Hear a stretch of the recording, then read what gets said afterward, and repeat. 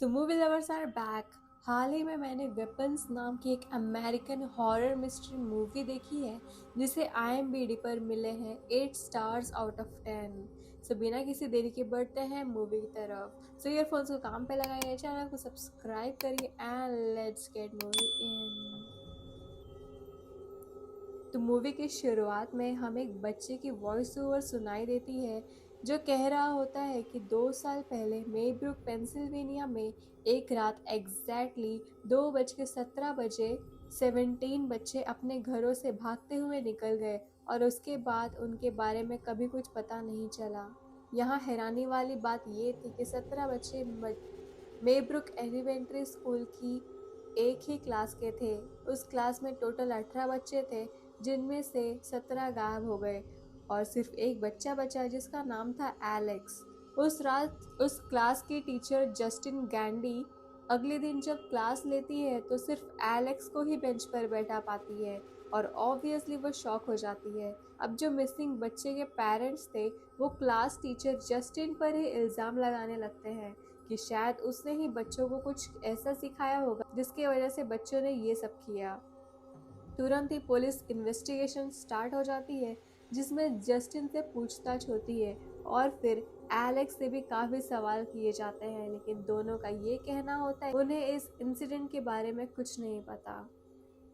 Police को भी कोई सॉलिड क्लू नहीं मिल रहा होता है।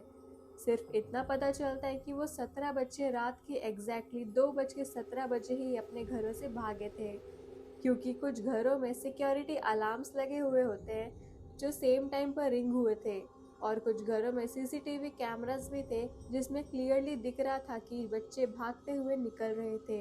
एक और स्ट्रेंज चीज ये थी कि इनका भागने का स्टाइल काफी अलग था, मतलब नॉर्मल रनिंग नहीं बल्कि थोड़ा वियर्ड, ऑलमोस्ट अननेचुरल जैसा लग रहा था।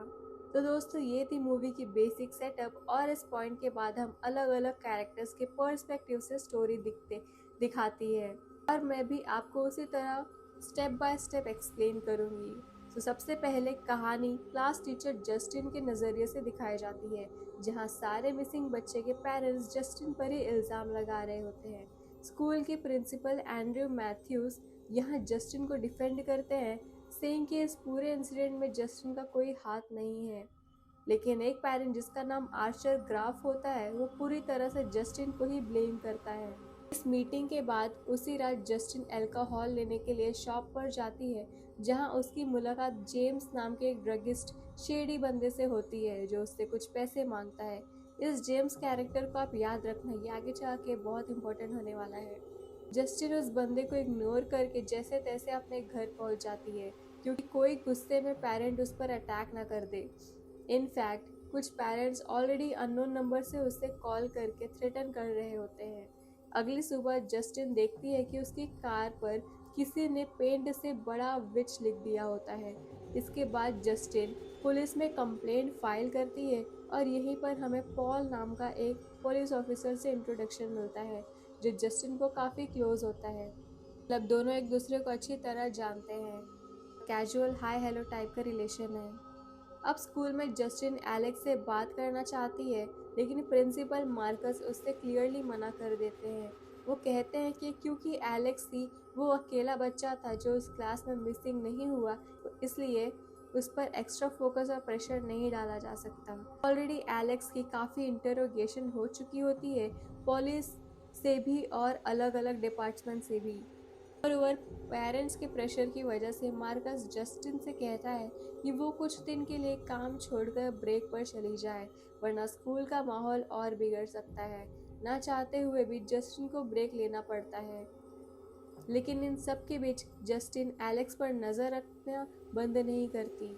सीक्रेटली एलेक्स को फॉलो करने लगती है। रात जस्टिन एक बार में जाती है जहां पॉल उससे मिलने आता है।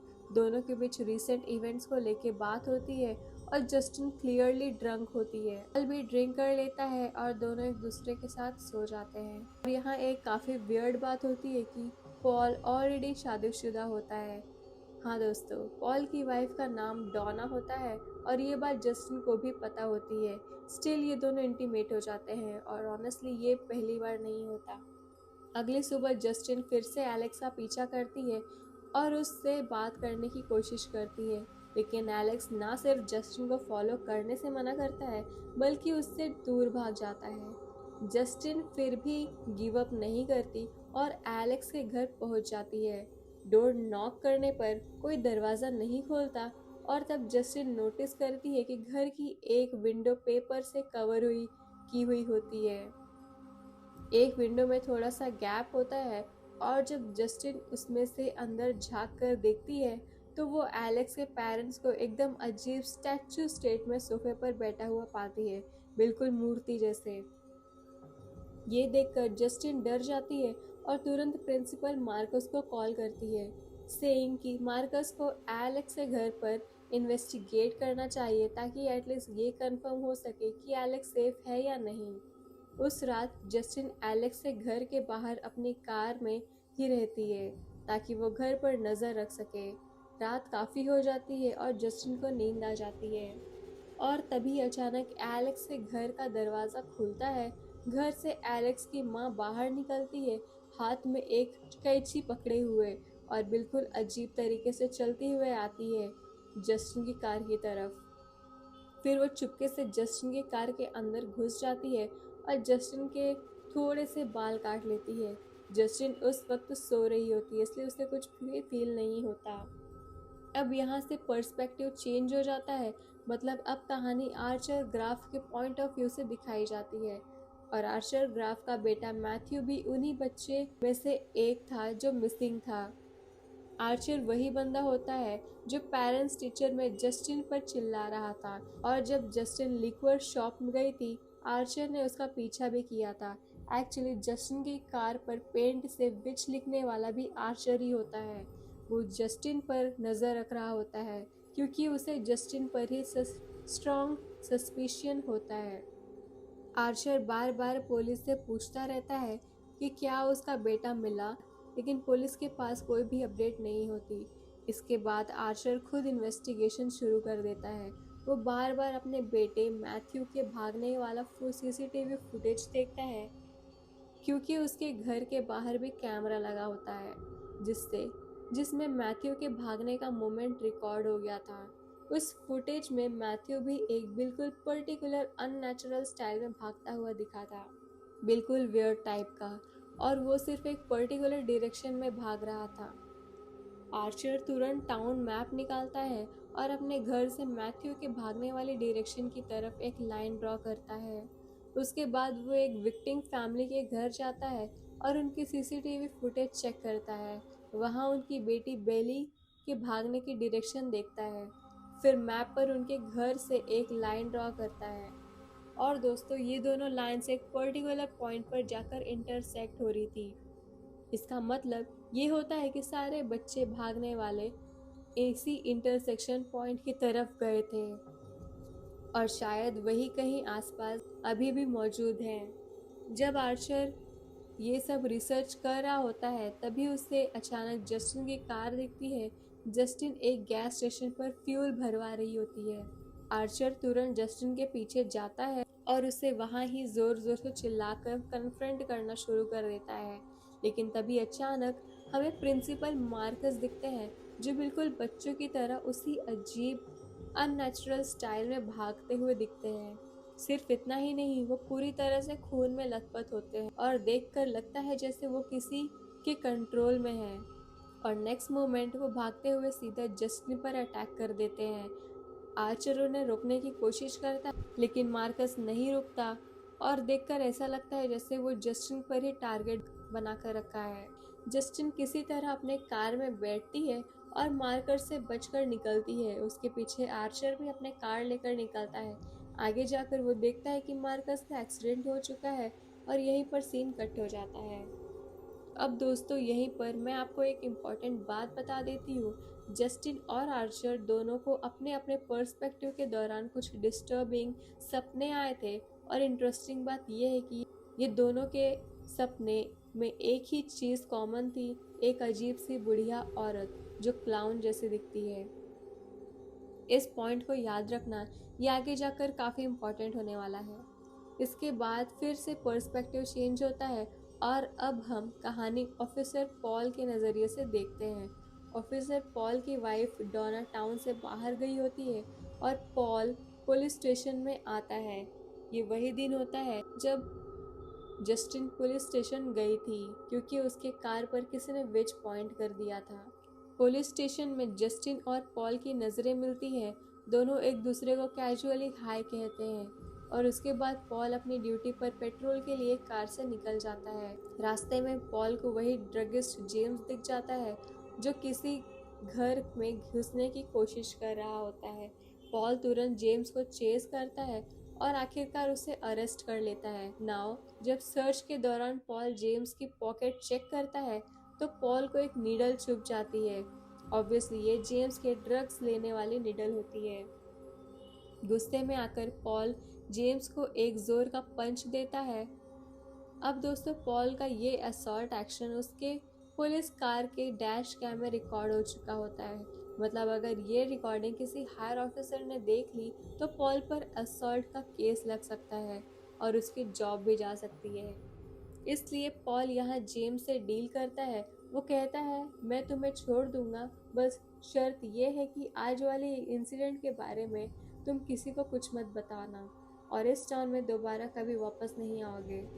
जेम्स तुरंत फ्री होते ही वहाँ से भाग निकलता है और इसी के बाद पॉल बार में जस्टिन से मिलता है जहाँ दोनों उस रात इंटीमेट होते हैं। अगली सुबह पॉल अपने घर वापस आता है और उसे पता चलता है कि उसकी वाइफ डोना एक्सपेक्टेड से पहले ही टाउन वापस आ चुकी होती है। डोना पॉल को बाहर से आता हुआ देख लेती है और वह समझ जाती है कि पॉल ने जस्टिन के साथ चीट किया है। इस बात से डोना भड़क जाती है और वो एक शॉप के अंदर जस्टिन पर अटैक कर देती है। जस्टिन किसी तरह डोना के अटैक से बच जाती है और शॉप ओनर बीच में आकर डोना को संभाल लेता है। उधर पॉल पुलिस स्टेशन जाता है और असॉल्ट वाली पूरी बात अपने कैप्टन को बता देता है। कैप्टन कहते हैं कि अगर जेम्स तुम्हारे खिलाफ कंप्लेंट नहीं करता तो तुम्हें कुछ नहीं होगा और जो डैश कैम फुटेज है वो 1 महीने के अंदर ऑटोमेटिकली ओवरराइट हो जाएगी। ये सब सुनने के बाद पॉल पुलिस स्टेशन के बाहर निकलता है और तभी वो देखता है कि जेम्स पुलिस स्टेशन की तरफ आ रहा होता है। यहीं पर कहानी एक और बार ब्रेक होती है और अब हम स्टोरी जेम्स के पर्सपेक्टिव से देखते हैं। जेम्स एक ड्रग एडिक्ट होता है जो ड्रग्स खरीदने के लिए झूठ बोलता रहता है और छोटी मोटी चोरियां भी करता है। वही जेम्स उस रात जस्टिन से पैसे मांग रहा था। जब जस्टिन अल्कोहल लेने शॉप पर गई थी, चोरी के इंटेंशन से ही जेम्स के घर में ब्रेक इन करने की कोशिश कर रहा होता है और तभी पॉल उसे पकड़ लेता है। पॉल से छूटने के बाद जेम्स डिसाइड करता है कि वो कुछ सामान चुरा कर पॉन शॉप में बेच देगा और उन पैसों से ड्रग्स खरीद लेगा। इसी प्लान के अंडर जेम्स एलेक्स के घर की तरफ जाता है और उस घर में ब्रेक इन करता है। जेम्स घर के अंदर छोटी मोटी चीज़ें चुराना शुरू करता है जैसे किचन आइटम, सीडीज वगैरह। तभी अचानक जेम्स नोटिस करता है कि एलेक्स के पेरेंट्स वही सोफे पर बैठे हुए थे और बिल्कुल मूर्ति जैसे फ्रीज हो रखे हैं। आई मीन ना वो हिल रहे होते और ना ही रिएक्ट कर रहे होते हैं, जैसे किसी गहरी ट्रांस स्टेट में हो। जेम्स उन्हें इग्नोर करता है और घर के बेसमेंट की तरफ चला जाता है जहां जेम्स को बेसमेंट के अंदर वो 17 बच्चे मिसिंग दिख जाते हैं जो एकदम ट्रांस स्टेट में खड़े हुए होते हैं। जी हाँ दोस्तों, जेम्स बिल्कुल शॉक हो जाता है और इसी मोमेंट पर एलेक्स के पेरेंट्स अचानक जेम्स की तरफ बढ़ने लगते हैं। जैसे जेम्स किसी तरह से अपनी जान बचाकर घर से भाग निकलता है। बाहर स्ट्रीट्स पर जेम्स को मिसिंग चिल्ड्रन के पोस्टर दिखते हैं जहां रिवॉर्ड अमाउंट लिखा होता है $50,000।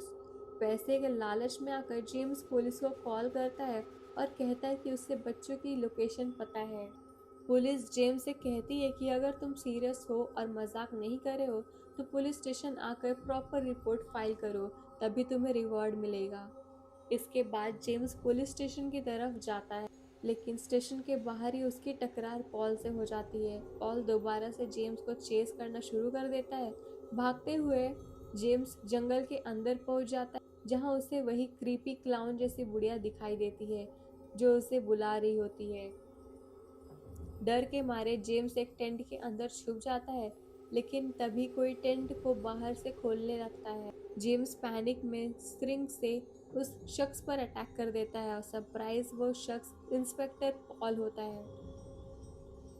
इस अटैक के बाद पॉल पूरी तरह से भड़क जाता है और जेम्स को अरेस्ट करके अपनी पुलिस में कार में डाल देता है। अपनी जान बचाने के लिए जेम्स पॉल को बताता है कि उसे मिसिंग बच्चों की एग्जैक्ट लोकेशन पता है। जेम्स पॉल को एलेक्स के घर तक ले जाता है। वहां पहुंचकर पॉल जेम्स को कार के अंदर लॉक कर देता है और खुद घर के अंदर इन्वेस्टिगेशन के लिए चला जाता है। पॉल घर के अंदर जाकर काफी देर तक बाहर नहीं आता। जेम्स कार के अंदर ही वेट कर रहा होता है और फिर लेट नाइट अचानक पॉल एक हिप्नोटाइज स्टेट में बाहर आता है और जेम्स को जबरदस्ती खींचकर एलेक्स के घर के अंदर ले जाता है और यहीं पर सीन कट हो जाता है। अब दोस्तों यहाँ से स्टोरी हमें प्रिंसिपल मार्कस के पर्सपेक्टिव से दिखाई जाती है।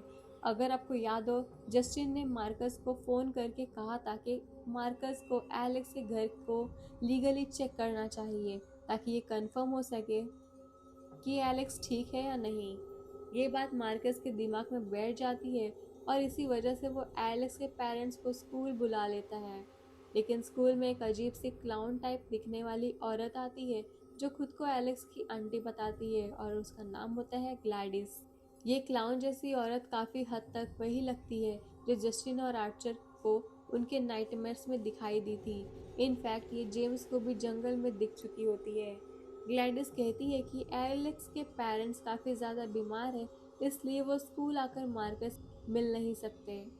इस पर मार्कस क्लियरली बोल देता है कि उसे एलेक्स के पेरेंट्स से पर्सनली मिलना ही पड़ेगा, वरना वो खुद एलेक्स के घर जाकर सब कुछ चेक करेगा और अगर फिर भी बात नहीं बनी तो उसे चाइल्ड सर्विस को इन्वॉल्व करना पड़ेगा। ये सुनकर ग्लैडिस बिल्कुल खुश नहीं होती। अगले सीन में हम मार्कस को अपने हस्बैंड के साथ घर पर देखते हैं। तब अचानक ग्लैडिस बिना बुलाए गेस्ट की तरह मार्कस के घर आ जाती है और सीधा घर के अंदर घुस जाती है और उसके बाद वो एक बॉल ऑफ वाटर मांगती है। फिर ग्लैडिस एक अजीब सी लकड़ी निकालती है, काइंड ऑफ प्लांट स्टेम जैसी, जिसमें काफ़ी सारे कांटे लगे हुए होते हैं। इस स्टेम पर मार्कस के ऑफिस का एक छोटा सा फ्लैग क्लॉथ बांधा होता है जो मोस्टली प्रोबेबली ग्लैडिस ने मार्कस के स्कूल से चुराया होता है। सडनली ग्लैडिस उस कांटों वाली स्टेम से अपना हाथ काट लेती है और अपने खून से पूरे स्टेम को रगड़ने लगती है। इससे पहले मार्कस या उसका हस्बैंड उसे रोक पाते, ग्लैडिस एक छोटी सी बेल बजाती है और मार्कस तुरंत हिप्नोटाइज हो जाता है। जी हाँ दोस्तों, अब मार्कस पूरी तरह ग्लैडिस के कंट्रोल में होता है। ग्लैडिस मार्कस के हस्बैंड के बाल काट लेती है, उन्हें स्टेम पर बांध देती है और फिर स्टेम को तोड़ देती है। जैसे ही स्टेम टूटती है, मार्कस हिप्नोटाइज स्टेट में ही अपने ही हस्बैंड पर अटैक कर देता है। अटैक इतना ब्रूटल होता है कि मार्कस का हस्बैंड वहीं मर जाता है और मार्कस खुद भी काफ़ी ज़्यादा इंजर्ड हो चुका होता है। उसके बाद ग्लैडिस उस स्टेम को वाटर बॉल में डाल देती है और तब जाकर मार्कस रुकता है। बेसिकली ग्लैडिस किसी पर भी अपनी वशीकरण कर सकती है और हिप्नोटाइज किए हुए इंसान को उससे करके किसी और को टारगेट कर सकती है। यहीं पर ग्लैडिस मार्कस को जस्टिन के पीछे छोड़ देती है, जस्टिन के बालों का उसे यूज करके। जी हाँ दोस्तों, मैंने पहले ही बताया था कि एलेक्स की माँ ने जस्टिन के बाल काट लिए थे और ये भी प्रूफ हो जाता है कि ग्लैडिस ही एलेक्स के पेरेंट्स को भी कंट्रोल में रखे हुए थी। इसके बाद मार्कस हिप्नोटाइज स्टेट में वही weird not to run style में दौड़ता है और पेट्रोल पंप पर पहुंच जाता है, जहां वो जस्टिन पर अटैक कर देता है। उस वक्त जस्टिन के साथ आर्चर भी होता है और तीनों के बीच जबरदस्त हाथापाई शुरू हो जाती है। जस्टिन किसी तरह कार में भाग जाती है और मार्कस उससे अजीब तरीके से दौड़ता हुआ जस्टिन की कार के पीछे चला जाता है। मार्कस का सर फट जाता है और वो वही रोड पर ही मर जाता है। इस इंसिडेंट के बाद आर्चर को पूरा यकीन हो जाता है कि जस्टिन बच्चों के गायब होने के पीछे नहीं थी, रादर जस्टिन खुद भी एक विक्टिम थी। इसलिए आर्चर और जस्टिन मिल बैठते हैं, जैसे सारी मिसअंडरस्टैंडिंग्स क्लियर करते हैं और मिलकर ये पता लगाने की डिसाइड करते हैं कि आखिर बच्चे हैं कहाँ। आर्चर जस्टिन को अपना मैप दिखाता है जिसमें डिफरेंट हाउसेस से ड्रॉ लाइन से एक पर्टिकुलर इंटरसेक्शन पॉइंट मिल रही होती है। ये देखते ही जस्टिन तुरंत बोलती है, वही ये इंटरसेक्शन वाला घर तो एलेक्स का घर है।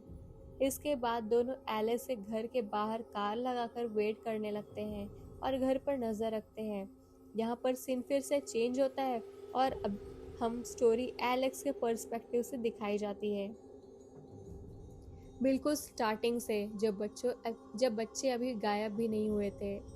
एलेक्स अपने पेरेंट्स के साथ नॉर्मल लाइफ जी रहा होता है, रोज स्कूल जाना, और स्कूल में थोड़ा बहुत बुली भी होता था।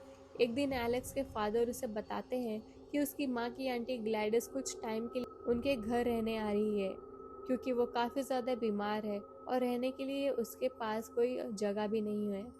उस रात एलेक्स देखता है कि ग्लैडिस घर आई होती है और बहुत ज़्यादा बूढ़ी, कमज़ोर और ऑलमोस्ट मरने वाली कंडीशन में होती है। वो अपने साथ एक अजीब से प्लांट भी लाती है। अगली सुबह एलेक्स स्कूल जाता है, लेकिन जब स्कूल छुट्टी होती है तो उसका पापा उसे पिक करने नहीं आता। मजबूरी में एलेक्स पैदल ही घर वापस आ जाता है। घर पहुंचकर वो देखता है कि उसके पेरेंट्स डाइनिंग टेबल पर बिल्कुल हिप्नोटाइज स्टेट में बैठे हुए हैं। वो रोबोट जैसे टोन में एलेक्स से बात कर रहे होते हैं। ये देखकर एलेक्स समझ जाता है कि यहाँ कुछ तो गड़बड़ है। तभी ग्लैडिस एलेक्स के सामने आती है और अब वो पहले से काफ़ी ज़्यादा यंग और हेल्दी दिख रही होती है। यहीं पर हमें क्लियर हो जाता है कि एलेक्स के पेरेंट्स अब ग्लैडिस के कंट्रोल में हैं।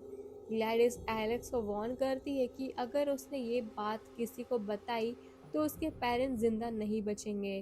फिर ग्लैडिस वही कांटों वाले स्टेम निकालती है, अपने खून से उस पर रगड़ती है और सेम रिचुअल दोबारा परफॉर्म करती है। सडनली एलेक्स के पेरेंट्स टेबल पर रखे फोर्क स्पून उठा लेते हैं और अपने ही चेहरे पर खुद को चोट कर पहुंचाने लगते हैं। एलेक्स उन्हें रोकने की कोशिश करता है, लेकिन वो रुकते नहीं हैं। फाइनली ग्लैडिस स्टेम को तोड़कर पानी में डाल देती है और तब जाकर एलेक्स के पेरेंट्स रुकते हैं। बेसिकली ग्लैडिस ये सब सिर्फ एलेक्स को डराने के लिए करती है, ताकि एलेक्स कभी भी किसी को सच ना बता पाए, क्योंकि ग्लैडिस चाहे तो एक सेकंड में एलेक्स के पेरेंट्स को ख़त्म कर सकती है। वशीकरण के लिए ग्लैडिस को लोगों की पर्सनल आइटम्स, चीज़ें चाहिए होती है, जैसे उनके बाल और कोई पर्सनल आइटम। इस रिचुअल के थ्रू ग्लैडिस उन लोगों की एनर्जी फीड करती है, यही उनकी लाइफ फोर्स चुरा लेती है ताकि वो खुद यंग, स्ट्रॉन्ग और हेल्दी होती जाए। एलेक्स चुपचाप रोज स्कूल जाता है और घर वापस आता है, मार्केट से फूड की शॉपिंग करता है और किसी तरह बीन्स, कैंड फूड वगैरह खिलाकर अपने पेरेंट्स को जिंदा रखता है। उधर ग्लैडिस धीरे धीरे यंग होती जा रही थी, लेकिन एक दिन अचानक ग्लैडिस फिर से बीमार पड़ने लगती है। तब वो एलेक्स से कहती है कि अगर एलेक्स अपनी क्लास के सभी बच्चों का कोई ना कोई पर्सनल पर्सनल ऑब्जेक्ट लाकर उसे दे दे तो ग्लैडिस एलेक्स और उसके पेरेंट्स को ठीक करके यहीं से चली जाएगी। मजबूरी में अगले दिन एलेक्स स्कूल जाता है और अपने क्लास के सारे बच्चों के ट्रे लेबल्स, नेम स्टिकर्स चुरा लेता है। उसी रात ग्लैडिस उन स्टिकर्स का यूज़ करके रिचुअल परफॉर्म करती है और रात के बिल्कुल 2:17 रिचुअल कंप्लीट होता है। फिर ग्लैडिस एक घंटी बजाती है और जैसे ही घंटी बजती है वो 17 बच्चे अपने अपने घरों से भागते हुए निकलते हैं, सीधा एलेक्स के घर के तरफ, और बेसमेंट में जाकर खड़े हो जाते हैं। और यस दोस्तों, इसी तरह से वो 17 बच्चे गायब हुए थे। इस इंसिडेंट के बाद काफ़ी प्रेस कॉन्फ्रेंस होती है जहां एलेक्स के साथ ग्लैडिस ही होती है। डर के मारे एलेक्स एक शब्द भी नहीं बोल पाता। पुलिस एलेक्स के घर इन्वेस्टिगेशन के लिए आती है, लेकिन ग्लैडिस उस टाइम तक घर को कम्प्लीटली क्लीन कर चुकी होती है और वो 17 बच्चों को फॉरेस्ट में छुपा देती है। चेकिंग के बाद जैसे ही पुलिस चली जाती है वो बच्चे फिर से बेसमेंट में वापस आ जाते हैं, क्योंकि वो सब ग्लैडिस के ऑर्डर्स को फॉलो कर रहे होते हैं। और अब यहाँ एक इम्पॉर्टेंट बात नोट करने वाली होती है, चाहे एलेक्स ने अपना प्रॉमिस पूरा किया और 17 बच्चे की पर्सनल बिलोंगिंग्स ला के दी, लेकिन ग्लैडिस ने अपना वादा कभी पूरा नहीं किया। ना तो वो वहाँ से गई, ना ही एलेक्स को उसने छोड़ा, और एलेक्स के पेरेंट्स अब भी उसके पूरे कंट्रोल में हैं। लिटरली ग्लैडिस एलेक्स को एक सर्वेंट की तरह ट्रीट कर रही होती है। बाय द वे, पॉल और जेम्स भी इसी रिचुअल की वजह से हिप्नोटाइज हो चुके हैं। मतलब जब वो लोग एलेक्स के घर के अंदर गए, तब ग्लैडिस ने उन पर भी रिचुअल परफॉर्म कर दिया होता है, और अब ये दोनों भी एलेक्स के घर के अंदर ही खड़े हैं। ग्लैडिस घर के अंदर सॉल्ट लाइंस बना देती है और एलेक्स को स्ट्रिक्टली मना करती है कि वो उन लाइंस को क्रॉस ना करे। अब इस पॉइंट पर सारे पर्सपेक्टिव और टाइमलाइंस एक जगह आ चुके होते हैं और यहाँ से स्टोरी बिल्कुल लीनियर हो जाती है। अब और करेंटली एलेक्स के घर के बाहर आर्चर और जस्टिन खड़े होते हैं। जैसे ही जस्टिन और आर्चर घर के अंदर आते हैं और सॉल्ट वाली लाइंस क्रॉस करते हैं, हिप्नोटाइज पॉल और जेम्स दोनों उन पर अटैक कर देते हैं। ये दोनों बिल्कुल ज़ॉम्बिस की तरह जस्टिन और आर्चर पर टूट पड़ते हैं। चाहे उन्हें कितना भी मारा जाए, वो बार बार उठ खड़े होते हैं। आखिरकार जस्टिन पॉल की गन उठाती है और सीधा पॉल के सर पर गोली मार देती है, जिससे पॉल वहीं ख़त्म हो जाता है। अब आर्चर बेसमेंट में जाता है, जहां उसे 17 बच्चे ट्रांस स्टेट में खड़े मिलते हैं। वो अपने बेटे मैथ्यू को ढूंढने लगता है, लेकिन तभी ग्लैडिस वहां आ जाती है और आर्चर के बाल काट लेती है। नेक्स्ट मोमेंट ग्लैडिस आर्चर को भी अपने वश में कर लेती है और हिप्नोटाइज आर्चर सीधा जस्टिन पर ही अटैक कर देता है। दूसरी तरफ एलेक्स अपने रूम में होता है। वो एक सॉल्ट लाइन क्रॉस करता है। जैसे ही वो लाइन क्रॉस होती है, उसके पेरेंट्स उसे ही मारने के लिए दौड़ पड़ते हैं। एलेक्स जान बचाते हुए भागता है और ग्लैडिस के रिचुअल वाले रूम में तक पहुंच जाता है। वहीं पर वो ग्लैडिस के स्पेशल प्लांट से एक स्टेम तोड़ लेता है। फिर वो ग्लैडिस के विग से उसका एक बाल निकालता है, स्टेम पर अपना खून लगाता है और स्टेम को तोड़ देता है। जी हाँ दोस्तों, एलेक्स यहाँ ग्लैडिस का ही रिचुअल सीख चुका होता है और उसी रिचुअल को ग्लैडिस पर ही यूज़ कर देता है। इसका रिजल्ट ये होता है कि जो 17 बच्चे पोजर्स थे, वो सब ग्लैडिस के पीछे उसी मारने के लिए दौड़ पड़ते हैं। ग्लैडिस पूरे शहर में भागना शुरू कर देती है और वो 17 बच्चे उसके पीछे दौड़ते हैं। शहर के लोग ये सब अपनी आंखों से देखते हैं। आखिरकार बच्चे ग्लैडिस को पकड़ लेते हैं और उस पर ब्रूटल अटैक कर देते हैं। ऑलमोस्ट उसे जिंदा ही खा जाते हैं, उसे नोचने लगते हैं। कुछ ही सेकंड्स में ग्लैडिस के शरीर के टुकड़े टुकड़े हो जाते हैं और ग्लैडिस के मरते ही सबका वशीकरण टूट जाता है। आर्चर अपने होश में आता है। जस्टिन बच जाती है क्योंकि आर्चर का पोजीशन अभी अभी हुआ था, इसलिए वो ऑलमोस्ट नॉर्मल रहता है। लेकिन बाकी लोग जिनका पोजीशन काफ़ी टाइम से चल रहा होता है, जैसे 17 बच्चे और एलेक्स के पेरेंट्स, वो ऑलमोस्ट जिंदा लाश जैसे कंडीशन में रह जाते हैं। आर्चर फाइनली अपने बेटे मैथ्यू से मिल पाता है, ऑल्दो मैथ्यू अभी भी बोल नहीं पाता। एंड में वॉइस ओवर्स के थ्रू हमें बताया जाता है कि 2 साल बाद भी एलेक्स के पेरेंट्स पूरी तरह ठीक नहीं हुए, उन्हें अभी भी खाना खिलाना पड़ता है। एलेक्स अब अपनी दूसरी आंटी के साथ रह रहा होता है, जो नॉर्मल और अच्छी आंटी होती है। बच्चे की बात करें तो ज़्यादा तक बच्चे अभी भी बोल नहीं पाते, लेकिन 1 साल बाद कुछ बच्चे धीरे धीरे रिकवर करना शुरू कर देते हैं और बोलना भी स्टार्ट कर देते हैं, और इसी पॉइंट पर मूवी ख़त्म हो जाती है। तो दोस्तों, ये थी वेपन्स मूवी की पूरी कहानी, और honestly it was a mind blowing movie. Specially film की डायरेक्शन नेक्स्ट लेवल थी। अब मुझे पता है कि आपके दिमाग में काफ़ी सारे क्वेश्चंस होंगे, काफ़ी सारे डाउट्स होंगे, तो आप मुझे कमेंट्स में पूछ सकते हैं। मैं आपको कमेंट्स में ज़रूर रिप्लाई दूंगी। सो आज के लिए बस इतना ही। मिलते हैं नेक्स्ट वीडियो में एक और माइंड ब्लोइंग मूवी के साथ। सो अगर आपको ये वीडियो पसंद आई हो तो वीडियो को लाइक कर देना, चैनल को सब्सक्राइब कर देना, जितना हो सके वीडियो को शेयर कर देना, इससे हमें मोटिवेशन मिलती है।